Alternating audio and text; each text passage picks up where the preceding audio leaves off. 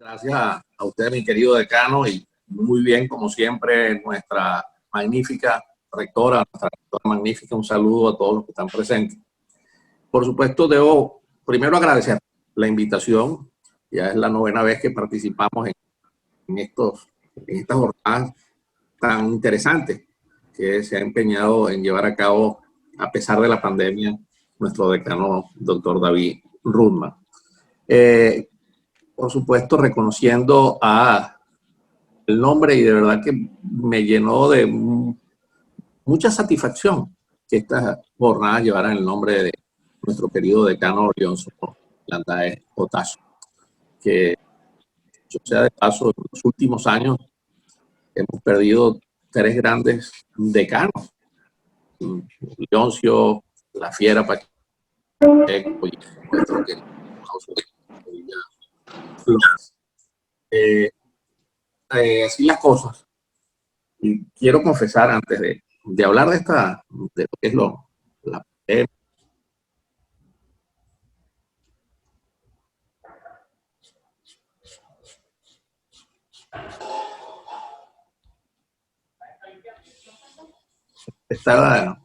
se está escuchando, porque no sé, aquí se me sí, perfecto, Pablo. algo. Sí, se desconfigura, va y regresa, pero se está escuchando. Ok, entonces lo que quiero decir es que la pandemia ya llegó, el virus ya está entre nosotros. La semana pasada un gran amigo murió. Actualmente hay varios que están hospitalizados, amigos que no tenía contacto con ellos desde antes de declararse la pandemia, pero sin embargo es una realidad. Como universitarios, nosotros, y aquí vamos ya a comenzar, ¿no?, a hablar de estos menesteres universitarios antes, durante y después de la pandemia. ¿Cómo estaba la universidad antes de la pandemia? ¿Estábamos bien? ¿Será que necesitábamos algunos cambios, hacer algunas acciones? ¿Hemos cumplido el rol universitario de acuerdo a la ley, de acuerdo a la Constitución y de acuerdo a nuestra obligación ciudadana? Son preguntas que tenemos que hacernos y respondernos a la vez. ¿Cómo estaba nuestra universidad venezolana? No voy a hablar solo de la Carabobo, aunque si quieren ubíquense solo en la Carabobo. ¿Cómo estábamos antes del 15 de marzo, en nuestro caso de la Universidad de Carabobo, que fue cuando hubo el Consejo Universitario que acordó suspender todas las actividades? ¿Cómo estábamos? ¿Estábamos bien? ¿Es que acaso no nos acordamos que semanalmente acá, desde el año pasado prácticamente no teníamos, o habían como paros en búsqueda de mejoras salariales? ¿Es que acaso no nos acordamos que creo que los martes había reuniones en el patio del rectorado y esa era la única presencialidad, salvo por supuesto algunas oficinas, dependencias que no se podían detener? ¿Es que acaso se nos ha olvidado que antes de la pandemia ya el transporte prácticamente era como, bueno, inexistente? No solo las iguanas, sino también el transporte público, colectivo, privado, que con mucho esfuerzo nosotros, digo nosotros porque aquí tenemos que involucrarnos todos quienes ejercemos funciones de gerente y sacrificio, se hacía posible cubrir algunas de las rutas, de las 22 rutas estudiantiles. O sea, pareciera que la pandemia es el problema. Por supuesto que esto acrecenta el problema, la pandemia. Esto es todavía, lo pone más invivible este sistema universitario y este país como tal, la pandemia. Pero es que antes de la pandemia, ya la universidad venía muy mal, como venían mal todas las instituciones. El sistema sanitario, por ejemplo, que ahora lo estamos viendo, lo estamos viviendo. El sistema de salud, aquí se había acabado. Aquí se dejó de invertir en la salud, bueno, a principios de los años, bueno, de la década de 2010, del 2011, allí no se dan cuenta que casi todas las instituciones del sector público acudían, eran las clínicas privadas, porque era preferible para el sector público invertir en seguros y no invertir en camas clínicas para los hospitales. Pareciera que como una disposición de acabar antes de la pandemia con todo lo que todas las instituciones y por supuesto nosotros como universidad no escapamos de esa intención que ha tenido este sistema que hoy hace estragos en Venezuela. O sea, la pandemia prácticamente existía antes del coronavirus, antes del COVID-19. Cuando digo la pandemia, el grado de descomposición que ya estábamos viviendo en Venezuela. Entonces, ya la Universidad de Carabobo no tenía reactivo en los laboratorios. Ya la Universidad de Carabobo había multiplicado las renuncias docentes, administrativas, obreras, los permisos, las licencias. Había disminuido, esto tenemos que tenerlo muy claro, había disminuido la matrícula estudiantil. Nosotros, en la Universidad de Carabobo, éramos una de las universidades más grandes, cuando digo más grandes, con mayor matrícula en Venezuela, de las universidades autónomas. Nosotros llegamos a tener cerca de 60.000 estudiantes en pregrado. Hoy, o mejor dicho, antes de declararse la pandemia, ya el número de inscritos era aproximadamente 22.000. Es decir, ya habíamos bajado más de la mitad de la matrícula estudiantil. Y eso obedece a la diáspora, eso obedece a los paros, las dificultades para llegar a clases de los muchachos. Y cuando yo digo 22.000, y esto estoy hablando antes de la pandemia, me estoy refiriendo a los inscritos, no a los que verdaderamente asisten o asistían a las clases presenciales. Todos los que somos profesores acá, o los estudiantes, o quienes están aquí involucrados en esta jornada, saben que una cosa es lo que está inscrito y otra muy distinta es los que asisten de verdad en las clases presenciales. Ahora, este paso que se está dando de buscar una alternativa para mantener la comunicación es interesante. Es interesante porque la otra es cruzarnos de brazos y dejar que la universidad se la lleve la pandemia y la desidia. Esa es la otra. Por eso yo celebro que hayamos comenzado, a pesar de las limitaciones que nadie puede decir que aquí funcionan todos los servicios, no funciona ningún servicio. Si corremos con suerte tenemos internet y que se conjugue el internet con la luz, oye, eso ya no hemos reducido tanto a la satisfacción que ya nos contentamos cuando hay luz. Y más, si hay luz y agua, hay algo sospechoso. Entonces, como universitarios, como generadores de soluciones en lugar de problemas, tenemos que entender, no es que tenemos que adaptarnos a los nuevos tiempos, es que tenemos que adelantarnos a los tiempos que vendrán. Como universitarios, yo estoy convencido que la comunidad espera muchísimo de nosotros, de las universidades. Las universidades es donde, sin distingo político, es donde el hijo del oficialista, como el hijo del que no comulga con las ideas oficialistas, quiere que entre su hijo a estudiar, para prepararse, para sembrar en la semilla o la semilla de esos muchachos en cada una de las universidades. Y aquí tenemos que hacer una especie de reflexión. Así como se han acabado o se han destrozado las instituciones, los hospitales públicos, el sistema ha tratado de aniquilar las universidades públicas. Y hemos visto una especie de migración interna de las universidades públicas a las universidades privadas. Desde luego, aquí la gente, inclusive los mismos oficialistas, prefieren graduarse en una universidad autónoma con más de 100 años que una universidad privada. Todas las universidades donde se va a estudiar son buenas, pero el prestigio, la dedicación de una universidad autónoma es como más independiente, debe ser más activa, debe ser de más vanguardia que cualquier otra institución. Y nosotros, de verdad, yo aquí quiero hacer una especie de mea culpa. Creo que todavía no hemos interpretado la verdadera necesidad de cambiar el sistema universitario en Venezuela. Debemos repensar la universidad.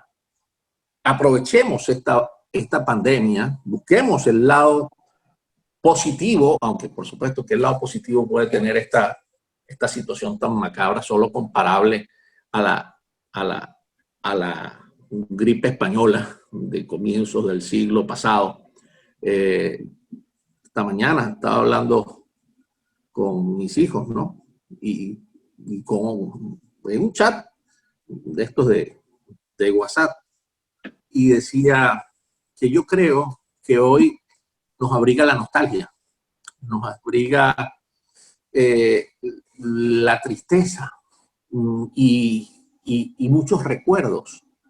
Estos momentos de pandemia nos trae a la memoria quizás lo que nuestros abuelos o los abuelos o nuestros padres, en mi caso nuestros abuelos paternos, y buscando nuevas oportunidades, migraron hacia Venezuela.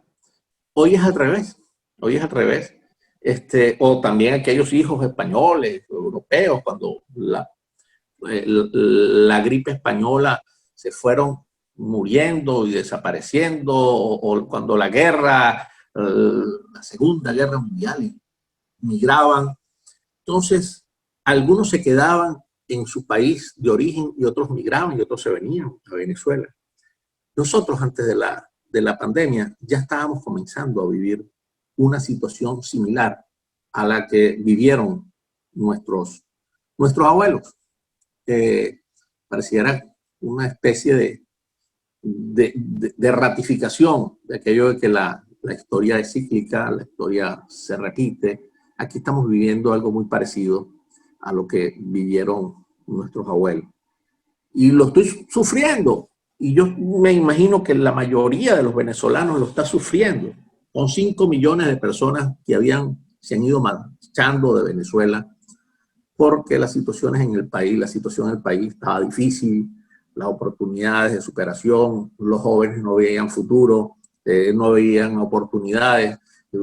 Como un joven, estoy viendo aquí a Jesús Calderón, lo tengo en pantalla, como un joven profesional o emprendedor puede pensar en comprar una casa, un carro, hacer una vida que probablemente nosotros pudimos hacer, los que no somos ya tan jóvenes. Es casi imposible aquí en Venezuela mediante este sistema, y tampoco esperemos vivir en este momento de la universidad. Esas son las grandes quejas que existen. ¿Cómo podemos depender de la universidad? Miren, yo sueño con que nosotros veamos, fíjense, aquí voy a empezar quizás a decir algunas cosas un poco incómodas. Yo sueño que nosotros veamos a la universidad no como cuando cambie todo este modelo, por supuesto. Lo que pasa es que esta universidad venezolana se confeccionó, se montó con un esquema totalmente distinto a estos tiempos. No me estoy refiriendo a la pandemia, me estoy refiriendo a estos tiempos. Antes, un profesor, un empleado, un obrero, un bachiller becado podía vivir con su beca. Un profesor tenía sus años sabáticos, podía disfrutar de sus años sabáticos, bueno, en otros países. ¿ok? En otros países, y la universidad se empeñaba en invertir, porque eso sí era una inversión, en invertir para la educación de los muchachos y la preparación de los docentes, así como de los investigadores. Es decir, se vivían tiempos distintos. Yo sueño con una universidad donde se transforme y no veamos la universidad como nuestra única fuente de ingresos. Porque aquí hay como un tabú que un docente, un administrativo, un obrero X, no puede, si está en la universidad, no puede desenvolverse en otros escenarios. Yo creo que ahí, si no se puede desenvolver en otros escenarios donde se genere ingresos, esta universidad, la Universidad Venezolana, la pública, está condenada al cierre prácticamente definitivo. Aquí nosotros tenemos que fomentarle al docente, fomentarle al administrativo y al obrero, cómo no solamente producir, sino hacer que la universidad produzca para que pueda sostenerse. Caso contrario, imposible poder sostenerse si un empleado, un obrero o un docente no tenga ingresos y no sea mal visto por nosotros mismos. Porque también nosotros nos hemos empeñado en que el docente de dedicación exclusiva, que está exclusivamente por 4, por 5, por 8 dólares mensual, ¿quién vive con eso? Por Dios, nadie, nadie. Entonces nosotros tenemos que ser como, no sé si la palabra es arriesgado, tenemos que de verdad, asumir los cambios con valentía, con coraje. Yo le aseguro a usted, y aquí voy a referirme un poco a los estudiantes también, ¿será posible que una Venezuela distinta a la que tenemos, con un sistema distinto al que tenemos, será posible pensar en las modalidades de ingreso y también en las modalidades de financiamiento de la universidad, donde no necesariamente todo desde que usted entre a la universidad es gratis? Dirá, caramba, profe, entonces usted está de acuerdo con la privatización de la educación. La palabra no es la privatización. La palabra es quizás la solidaridad y la responsabilidad de quien va a ingresar. Porque muchos vienen de liceos o de institutos privados, pagan una alta matrícula y luego llegan a la universidad sin gastar un solo bolívar. Yo creo que debemos mantener las modalidades de ingresos, pero a la vez establecer un sistema de financiamiento de la universidad y estudiar las declaraciones de impuestos, por ejemplo, de los representantes, que con base a la declaración de impuestos se destine algo a la universidad para mantener al joven bachiller. Y ustedes me dirán, y aquellas personas que no tengan, que vengan de estratos humildes, que se gane su cupo con la excelencia. Eso existe en todos los países. Que se gane su cupo con el deporte, con la cultura, con los métodos que ya nosotros los tenemos, y que garantice su curso en la carrera, bueno, aportando al deporte, aportando con su educación, con su rendimiento durante la carrera, bueno, que se merece el cupo en la universidad. Mire, tenemos que ver cuál es el rol del docente actualmente. ¿Cuál es? No, seguirnos solo por un programa, sentarnos, dar una clase. Yo creo que el docente tiene que tener la mente más abierta. La universidad es ese espacio. Lo define la misma ley que reúne a profesores y alumnos en búsqueda de la verdad. ¿Cuál verdad? ¿Cuál verdad? ¿La verdad del alumno? ¿La verdad del profesor? ¿O la verdad que necesitamos construir? La verdad la necesitamos construir, y esa verdad es la solución para los grandes problemas de la nación. Y uno de los grandes problemas de la nación es precisamente las universidades. En lugar de aportar soluciones, nosotros nos hemos convertido en un gran problema. Entonces, para pasar esta época de la durante la pandemia e irnos, caminar y transitar y visualizar esa universidad que nos merecemos, debemos entonces aprovechar estos días o estos tiempos, porque no sabemos cuándo se irá ese coronavirus, hasta cuándo será esta cuarentena. Voy a aprovechar, me disculpan que me disgregue un poquito en la conversación esta, pero como estamos hablando de pandemia y de universidad, me han hecho muchas preguntas y inclusive hay propuestas de algunos bachilleres en decir, mire, ¿y por qué no acogemos en la universidad muchachos desesperados por continuar sus estudios pero sin evaluar lo que pueda ocurrir? Dice, ¿y por qué no hacemos la misma flexibilización que se hace en el país? Una semana se estudia y otra semana no. Es decir, una semana se va a clase y otra semana no. Yo a ellos le puedo explicar que el país no se maneja como se maneja la universidad. En el país, Venezuela, todas las instituciones están destruidas, no hay una visión de inversión, no hay como un país desarrollado que pueda llevarle una caja de alimentos para todo un mes o para toda una semana a un grupo familiar, y no lo hay porque se lo han robado, porque sí había, pero se lo han robado. Por ejemplo, en otros países le dan sus seguros, le dan su sistema de hospitalización, le dan sus cajas de alimentos. Aquí no. Aquí la mayoría de las personas vive del día a día. Entonces, en Venezuela, y me imagino en otros países pueden estar haciendo lo mismo, hacen una semana flexible y otra semana de cuarentena. Entonces dirán, a manera de chanza, dicen, sale, entonces esta semana el virus no contamina, la semana que viene no contamina, no es peligroso. Claro que es igualmente peligroso, inclusive hasta más peligroso, pero en el país se debate con esta flexibilización dos elementos: el derecho a la salud y el tema de la economía. No hay salud sin economía y no hay economía sin salud. Entonces Venezuela se necesita producir bajo el riesgo, sacar a la gente a trabajar durante una semana y luego volverla a recoger para tratar de mantener a raya las salas hospitalarias, para tratar de que no colapsen, como ya han colapsado nuestros hospitales y nuestras clínicas. O sea, son dos temas que no lo podemos manejar de igual manera en la universidad. Ustedes se imaginan, fíjense ustedes, lo complicado que sería recurrir a la presencialidad. Porque hace 2 semanas vi un canal oficial o una cadena que decía que en septiembre se volvería a clase, entonces empezaron las redes y tal, y qué sé yo, y lo otro.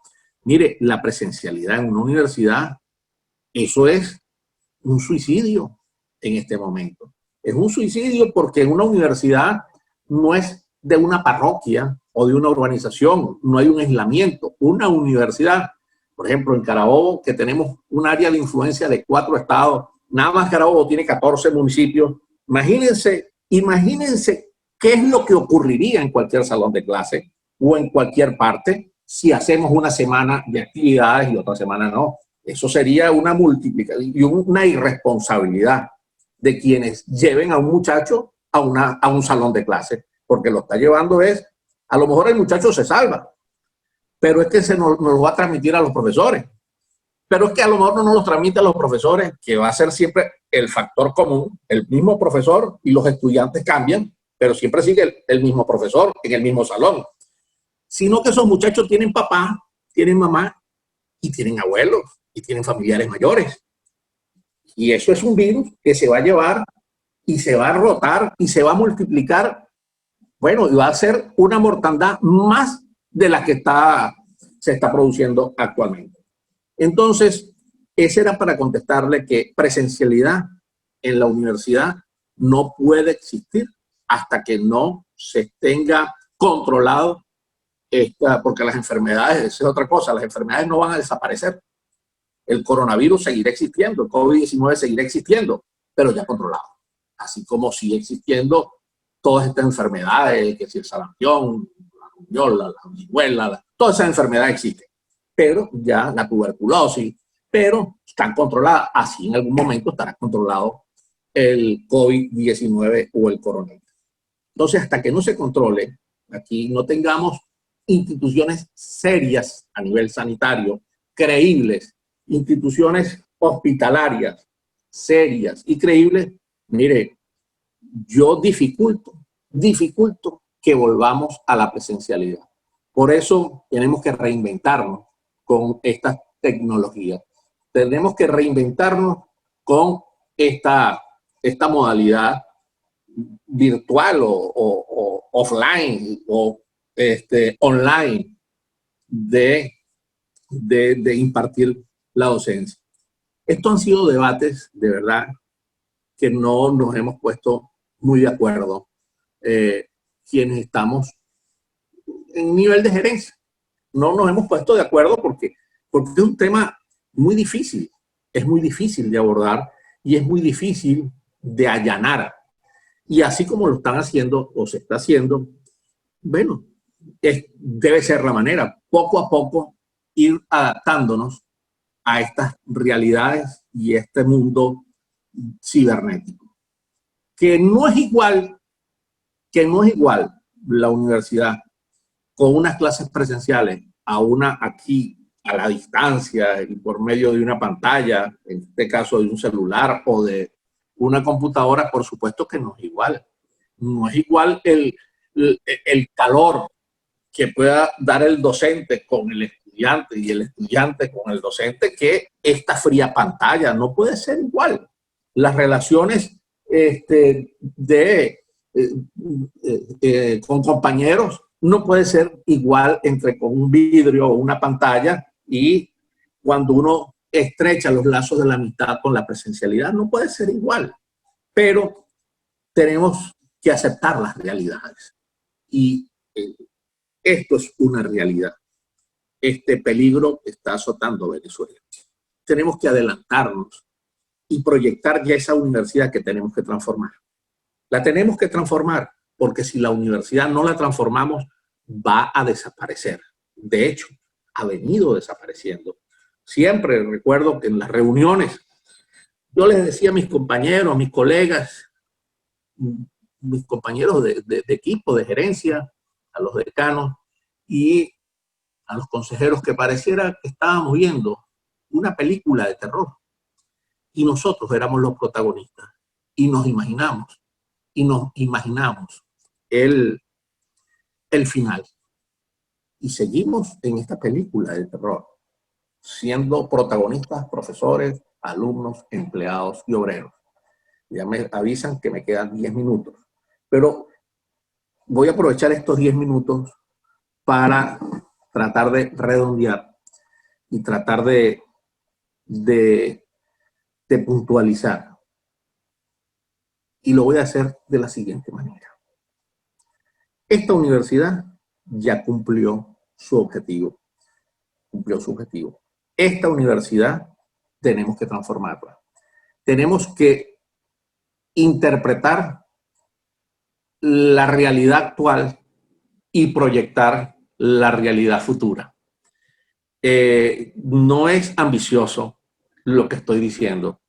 Es nuestra obligación, es nuestro deber producir ideas para provocar los cambios. Y a propósito de provocar los cambios, mientras hacemos esto a lo interno, algunos cambios cosméticos pudieran ser, tenemos que también aprovechar estos momentos y los espacios universitarios para decir lo que dijo el maestro Jovito Villalba de la generación del 28 cuando se refería a las universidades. Que algo así como la universidad es el refugio de la patria. La universidad venezolana, en este momento, tenemos que considerarla como el refugio de la patria. Y si somos el refugio de la patria, tenemos que aportar soluciones para producir los cambios que la patria necesita. Y todos estos cambios comienzan con reinstitucionalizar a Venezuela. hablar sin ambajes sobre la manera de cómo visualizamos se pueden producir los cambios. No solamente hacer el diagnóstico, sino también aportar la receta para el tratamiento de esa enfermedad. Bueno, amigos míos, vamos a la hora. Como universitarios tenemos un gran reto. Combatir el sistema en lo externo y transformar esta universidad a lo interno. Apretado abrazo para todos ustedes y bueno, será en otra oportunidad que nos comuniquemos. Gracias a todos.